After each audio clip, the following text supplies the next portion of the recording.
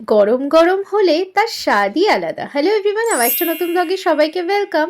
সকালেই স্টার্ট করলাম ব্রেকফাস্টটা গরম গরম চা আর সঙ্গে চকলেট বাউলি দিয়ে। তারপরে দুপুরবেলা বরকে লাঞ্চ আজকে নিয়ে যাইনি, তাই ভাবলাম নিজের একটা কোনো কমফোর্ট ফুড বানাই।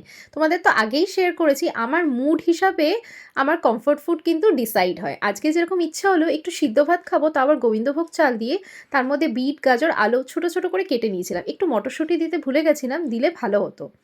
আর সঙ্গে বানাচ্ছিলাম বেগুন ভাজা গরম গরম আর ধনেপাতার পাকোড়া।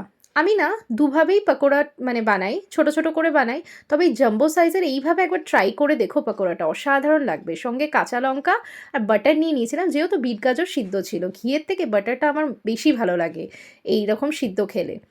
তো আমার কমফোর্ট ফুডটা কেমন লাগলো অবশ্যই কমেন্টে জানিও। আর ধনেপাতার পাকোড়াটায় আসি, গরম বেগুন ভাজা তো মানে জাস্ট স্বর্গ। আর এই পাকোড়াটা না একটুখানি চালের গুঁড়ো, বেসন, তোমার গোলমরিচের গুঁড়ো, হলুদ গুঁড়ো, লঙ্কার গুঁড়ো, মিষ্টি পরিমাণ মতো না নুন দিয়ে জাস্ট অসাধারণ লাগে, অসাধারণ। মানে একদম দুপুরবেলাটা গরম গরম জমে গেছিলো, বললাম না যে এই গরম গরম খেলে এর স্বাদই আলাদা, জাস্ট স্বর্গ। এইসব খেয়ে ভাবলাম একটা হেলদি কিছু সন্ধেবেলা খাই। তো এখানে সুইট পটেটো, কর্ন আর তোমার মটরশুঁটিকে সিদ্ধ করে নিয়েছিলাম, তারপর একটা চাট মতন বানিয়ে নিয়েছিলাম। কিন্তু আমার হেলদি খাবার উপায় কোথায়, বর নিয়ে আসলো ক্যাডবেরি আর চিপস। যাই হোক, সন্ধেবেলা চায়ের সাথে টাটা জমে গেছে। তো ভিডিওটা ভালো লাগে লাইক শেয়ার সাবস্ক্রাইব করে পাশে থেকো।